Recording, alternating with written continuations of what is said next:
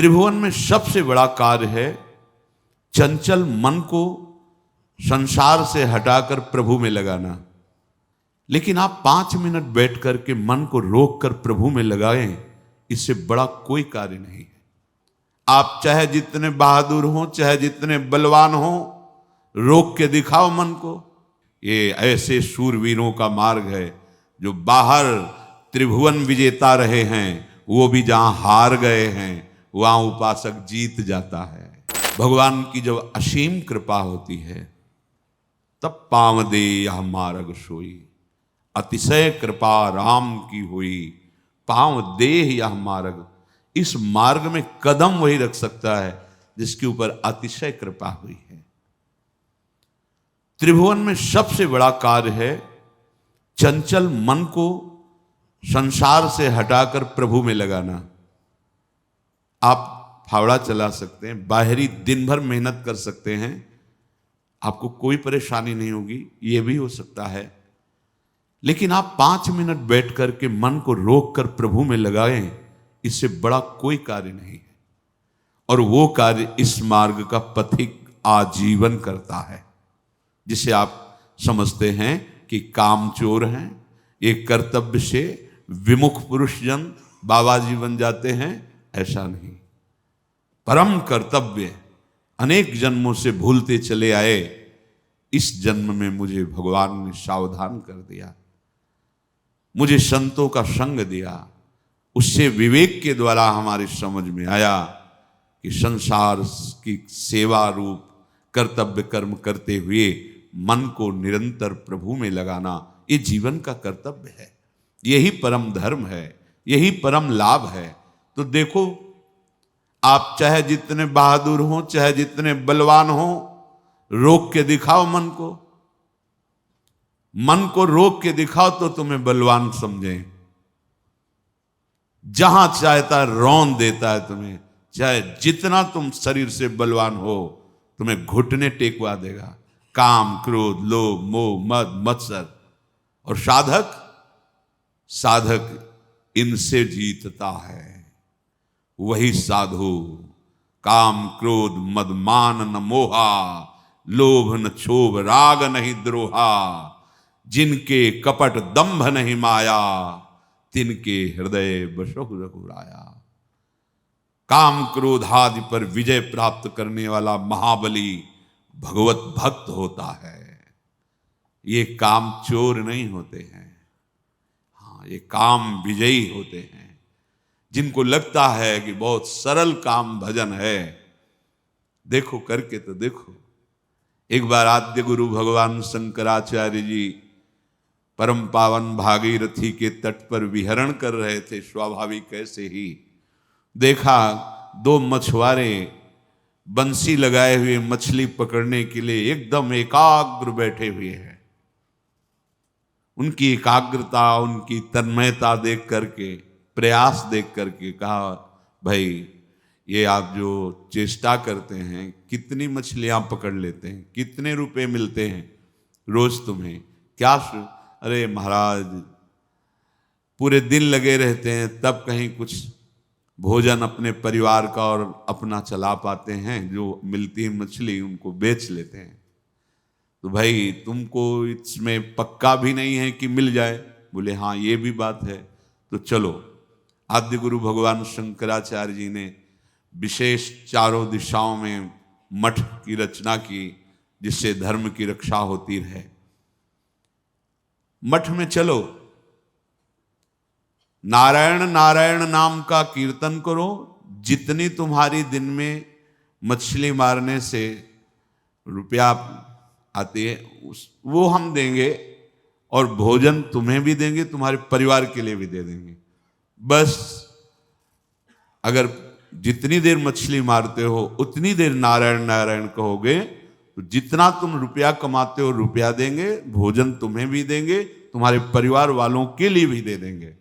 चलो लेवा चले, मठ में बैठा ला, बैठो, यहां करो, नाम कीर्तन करो, नारायण नारायण नारायण।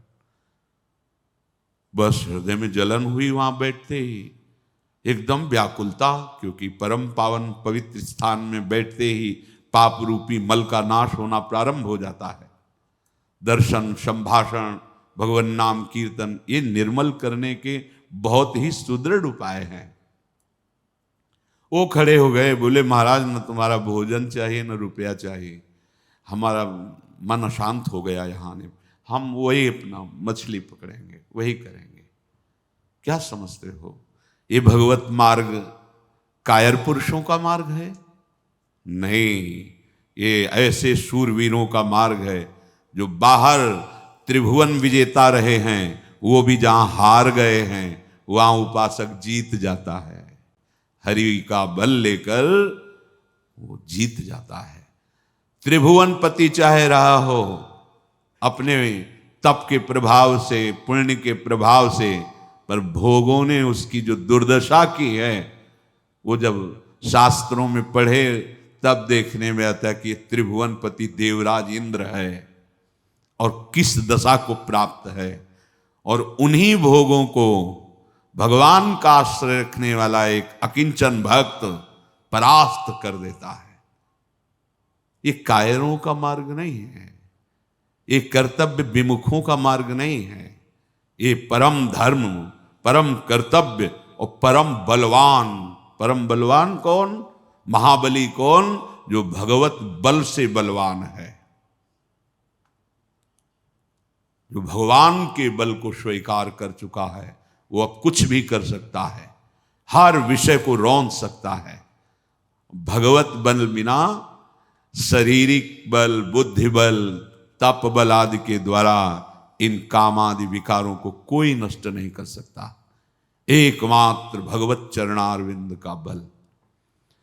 तो उपासक को सावधान रहना है कि भगवत मार्ग में हम चले हैं तो हम अपने स्वामी के विमुख आचरण न करें। जो भक्ति के नाम पर ऐसा ढोंग करते हैं, दंभ करते हैं, संयम सदाचार का त्याग करके दुराचार परायण होते हैं, बाहर से भगवान की भक्ति का नाटक स्वांग और अंदर से ये बहुत दुर्गति का कारण बन जाता है। ध्यान देने योग्य बात है। दंभी की बहुत बुरी दुर्गति होती है। जो दंभी है, दुराचार परायण है, वो नीच स्वार्थ के लिए केवल वेश धारण किए हुए है। वो न भगवान का भक्त है, ना वो संत है। जैसे नाटक में कुछ पैसे के लिए, कुछ मिनट के लिए या कुछ घंटे के लिए बहुत बढ़िया साधु का नाटक कर लेता है, वो सब लोग देख करके लुभायमान हो जाते हैं। जब अच्छा स्वांग करता है साधु का या असाधु का, तभी तो सिनेमा नाटक वो चलता है। साधु का स्वांग तो एक नाटक में भी कुछ घंटे के लिए पैसा लेकर करता है। अगर हम वेश धारण किए हुए हैं, भगवत मार्ग के पथिक हैं, या गृहस्थ में रहते हुए भगवत मार्ग का अवलंबन लिया है, भगवत प्राप्ति करना है, ऐसा दृढ़ निश्चय किया है, फिर हम गंदी बातें, गंदे आचरणों में मन को लगाना, ऊपर से नाटक वैराग्य का, अंदर से भोगों का खेल, ऊपर से भक्ति का नाटक, अंदर से विषय भक्ति, बहुत सावधानी। दंभी की बहुत दुर्गति होती है, क्योंकि उसने कोई भगवद आश्रय नहीं लिया। उसके हृदय में कोई जलन नहीं कि मैं गलत हूं, वो केवल नाटक ही कर रहा है, इसलिए उसकी दुर्गति होगी। सिद्धांत को समझना है। जो दुराचारी दंभी है वो अपने मात्र स्वार्थ के लिए नीच वृत्ति वाला, वो ऐसी भारी गलती करता है। भारी गलती, पवित्र वेश को धारण करके अपवित्र आचरण करता है। यहां हम उनकी चर्चा नहीं कर रहे, हम तो उन महाभाग्यवान उपासकों की चर्चा करते हैं जो सर्वथा अपने आप को भगवान के अधीन करने के लिए उत्साहित हो चुके हैं। भाव क्या है? अभी वो निर्विकार नहीं हुए, लेकिन उत्साहित हो चुके हैं कि अब अपना जीवन मैं प्रभु के चरणों में समर्पित करूंगा।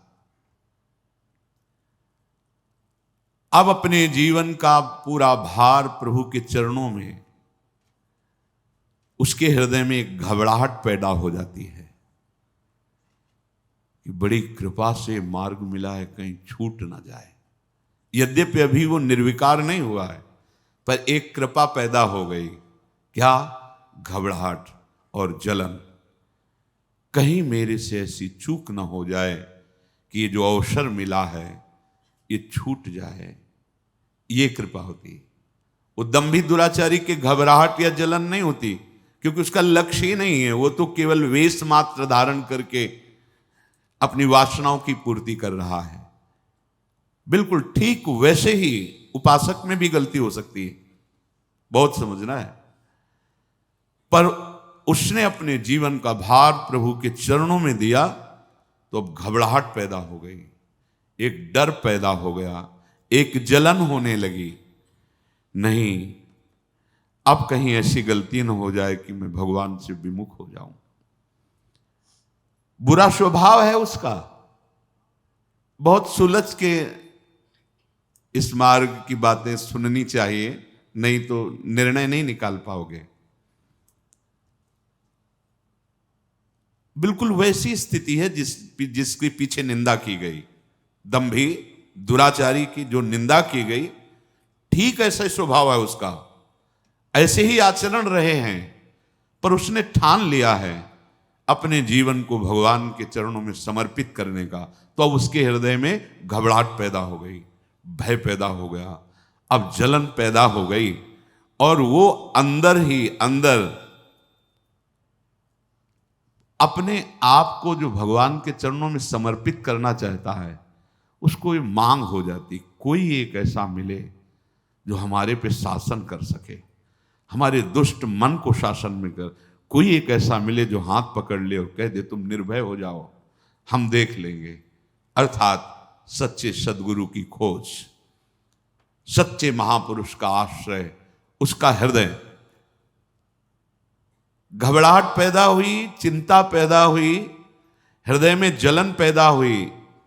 ये पापों के परिणाम का नहीं है, ये कृपा का है, क्योंकि यही उसको ऊपर उठा रही है।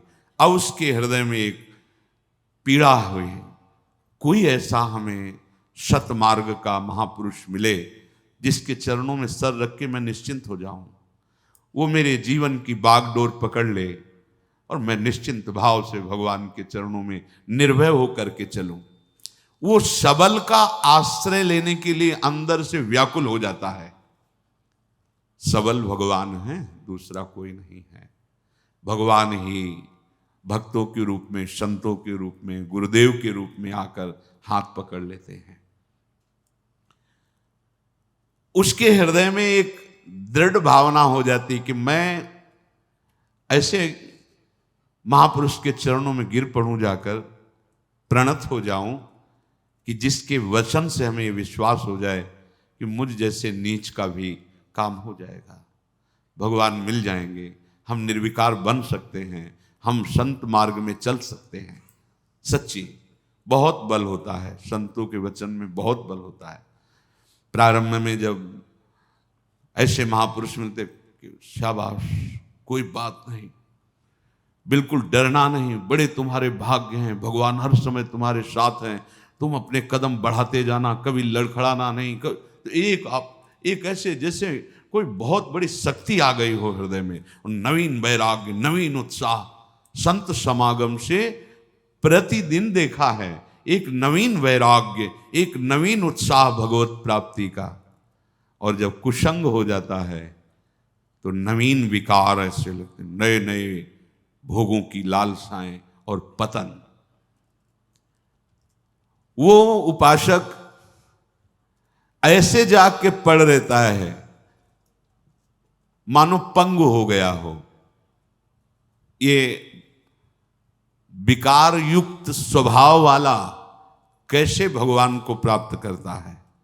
ये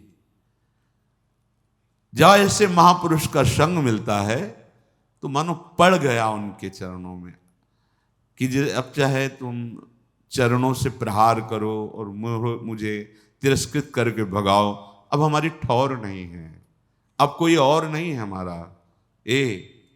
ये वृत्ति भी जैसे वो घबराहट भय आई, जैसे हृदय में किसी समर्थ की मांग हुई कि आए और मुझे पकड़ ले या मुझे बुलाए और मेरा हाथ पकड़ कर कहे तुम निश्चिंत हो जाओ, ऐसे ही ये वृत्ति उपासक के हृदय में आई कि अब आप चाहे मारो या तारो, अब मेरे लिए कोई ठौर नहीं और कोई और नहीं। ये ध्यान रखना, जब तक कोई ठौर है, कोई और है, तब तक निर्विकारता नहीं आती है, तब तक निश्चिंतता नहीं आती है, एक अद्भुत आनंद। आप एक बार हृदय को तो समर्पित करके देखो गोरे चरणारविंद में, एक बार तो हृदय में लाओ, अब कोई ठौर नहीं, श्री राधा जुग चरण निवास, अब कोई और नहीं, मेरी महारानी श्री राधा रानी, यही सदगुरु हैं, यही हैं गुरु, श्री जी गुरु। हरि हरिवंश भेद नहीं होई, प्रभु ईश्वर जाने सब कोई, दोई कहे ना अनन्यता, दो कहने से अनन्यता नहीं बनती। जो प्रभु की कृपा से ऐसा संग मिल गया, अब उसके हृदय में प्रतिपल एक उमंग आने लगती है, मैं कैसा अधम नीच, मुझको कितना उत्तम सौभाग्य मिला, अरे मैं वृंदावन वास कर रहा हूं, मैं सत्संग सुन रहा हूं, भगवान नाम जप कर रहा हूं, साधु समागम, अहो हमारे ऊपर अपार कृपा। वो प्रतिपल ऐसे विचारों में खोने लगता है। भगवत कृपा पात्र का हृदय कैसा होता है, ये प्रारंभ से देखिए, बुरे आचरणों में था, बुरा स्वभाव था, ऐसे ऐसे, अब उसके हृदय में एक नई उमंग आने लगती है, कितनी हम पर कृपा है। जहां ये बात उसके हृदय में आई तो भगवत कृपा अपना काम करने लगी। मत चित्ता सर्वदुर्गाणि मत प्रसादात तरिष्यति।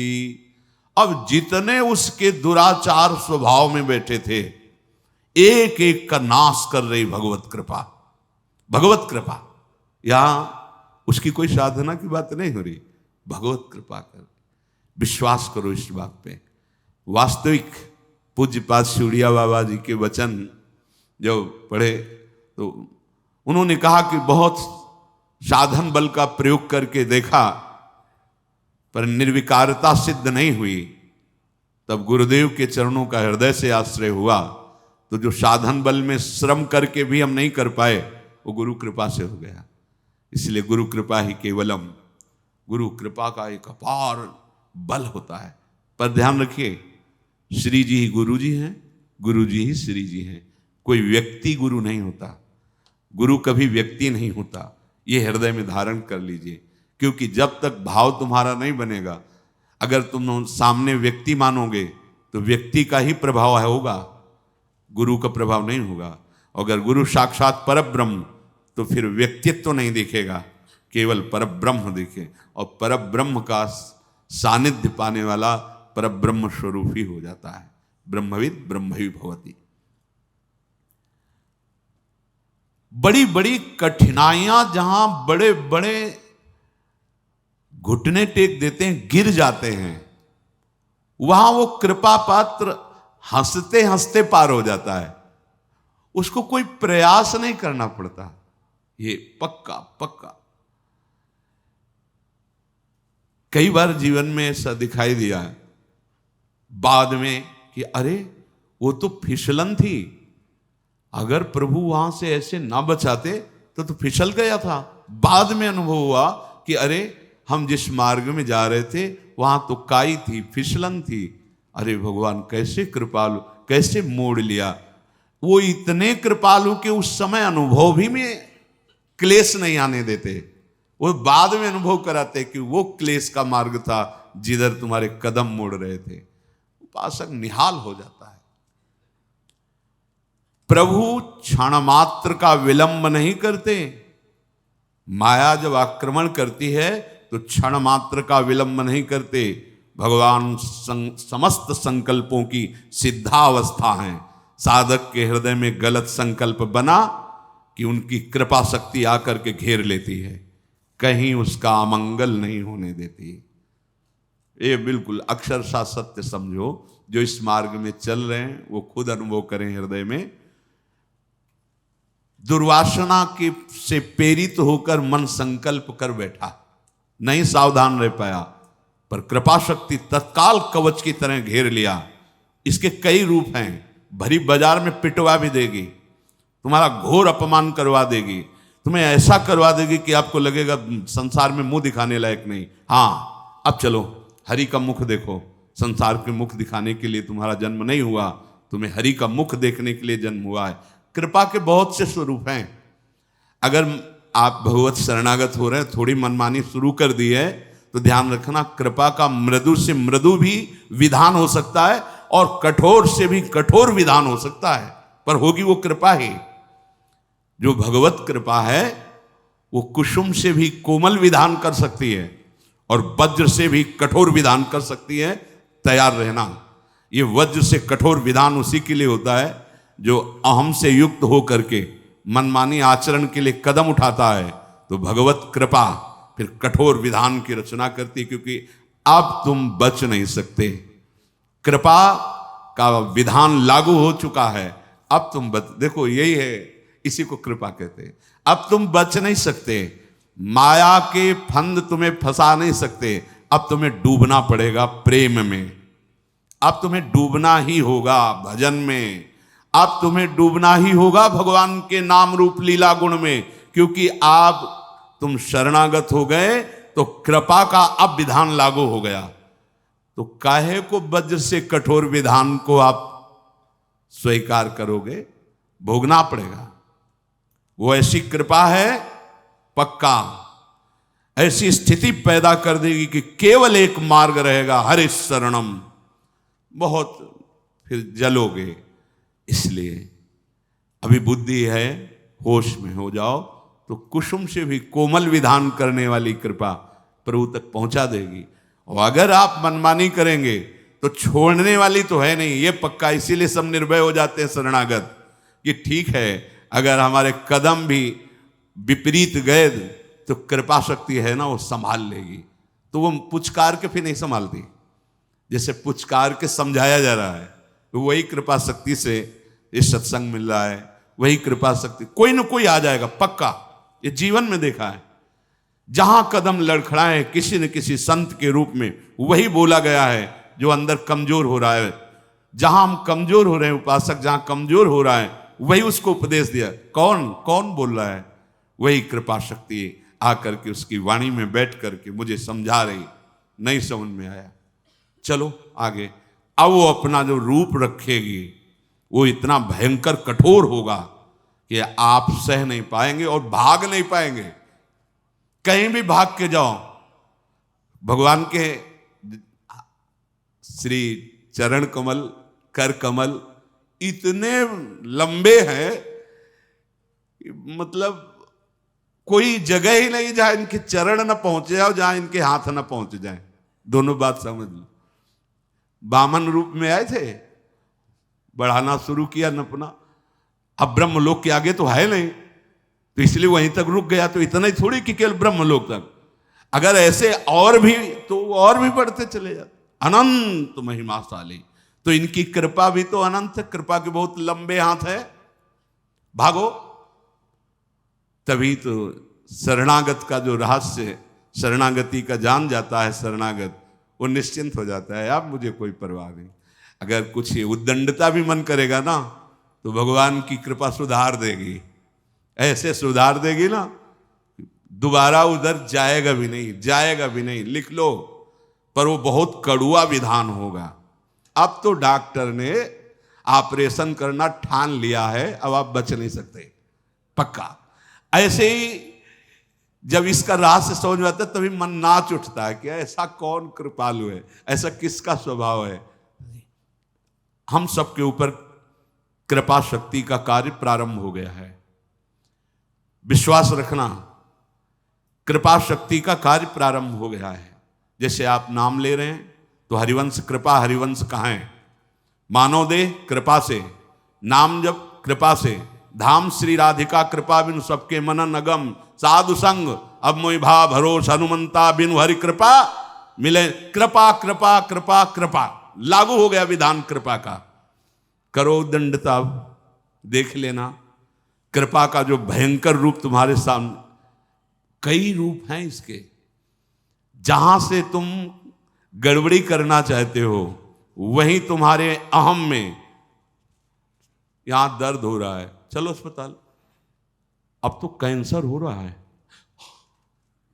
यह है कृपा। जिस शरीर से तुम मनमानी करना चाहते थे, भाई अब दो चार महीने तुम्हारा जीवन, अब क्या 2-4 महीने की जीवन, बस 2-4 महीने का जीवन। अब कोई रिश्ता नाता किसी से नहीं, कोई संबंध किसी से, कोई भोग नहीं, राधा राधा राधा राधा राधा राधा। लागू हो गई कृपा शक्ति। ये अपार कृपा, असीम कृपा। जैसे लोग कहते हैं कि ये प्रतिकूलता, ये अपमान, ये असाध्य रोग, भजन का क्या यही फल होता है? नहीं, भजन का ये फल नहीं है।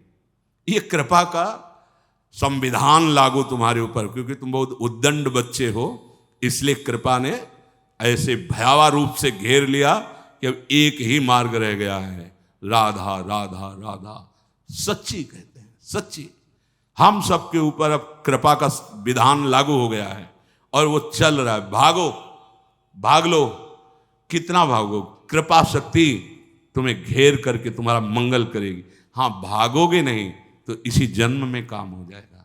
क्योंकि अरे भगवत प्राप्ति कोई गैर की थोड़ी होनी है, कोई ऐसी थोड़ी कि खेती की तरह उपज होनी है। हम प्रभु के थे, प्रभु के हैं, प्रभु के रहेंगे, भूल गए हैं। तो रोज जैसे सांप काट ले तो जहर झाड़ा जाता है ना, तो उतर जाता है, लहरें आती हैं, 4-4 लोग उसको पकड़ते हैं, हमने देखा है। ऐसे ही ये सत्संग रोज झाड़ा लग रहा है तुम्हारे ऊपर, छू छू, मोह का, काम का, लोभ का, मद का, अहम, नाना प्रकार के जो विषयों की लहरें उठ रही ना, जहर माया का काल सर्प ने पकड़ रखा है। जैसे हरिवंश प्रपंच वंश सब काल, ब्याल, ब्याल माने सर्प, काल रूपी भयानक सर्प ने पकड़ लिया और लहरें उठ रही, काम, क्रोध, लोभ, मोह, मद, मत्सर, ये लहरें हैं उसकी विषवत। और संत जन जो नाम कीर्तन, भगवत गुण, सत्संग, ये झाड़ा लग रहा है, रोज झाड़ा लग रहा है। अब हमारा ये विष उतर जाएगा, इसमें कोई संशय, बिल्कुल कोई संशय नहीं। तो बोले अभी तो हम आज से प्रारंभ किया है, इतनी भगवत प्राप्ति के लिए काफी है। अगर आज आपने सत्संग सुना और आज आपने मन में निश्चय किया श्यामा श्याम हमारे, और आज शरीर छूट गया, तो आज ही श्री जी के पास पहुंच जाओगे।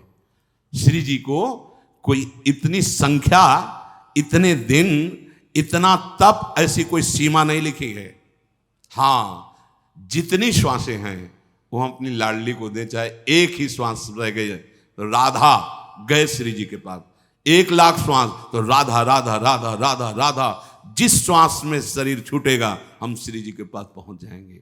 और अभी ये करना ही पड़ेगा, क्योंकि कृपा शक्ति ने घेर लिया है पक्का। जिसे आपको नहीं दिखाई दे रहा है, तो अगर वो सूक्ष्मदर्शी जिसके पास दूर से दिखाई दे रहा कि कीटाणु फैले हुए हैं, ऐसे ही कृपा ने अपना जाल फेंक रखा है।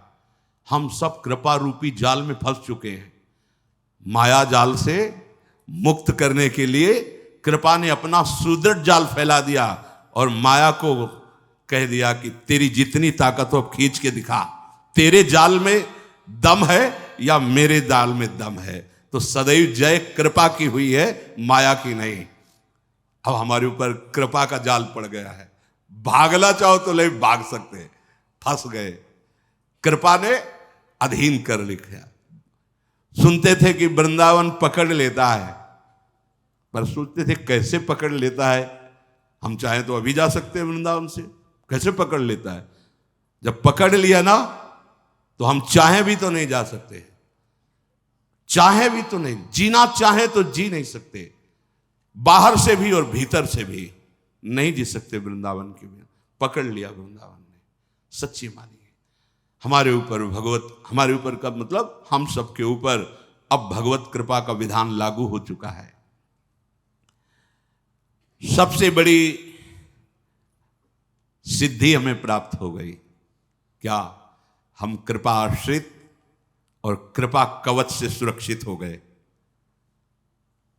ये हम नहीं कह रहे कि ये सद्गुण आ गया इसलिए आप सिद्ध हो गए। हम सबको एक बड़ी सिद्धि मिल गई। क्या? कृपा आश्रय और कृपा का सुरक्षा कवच।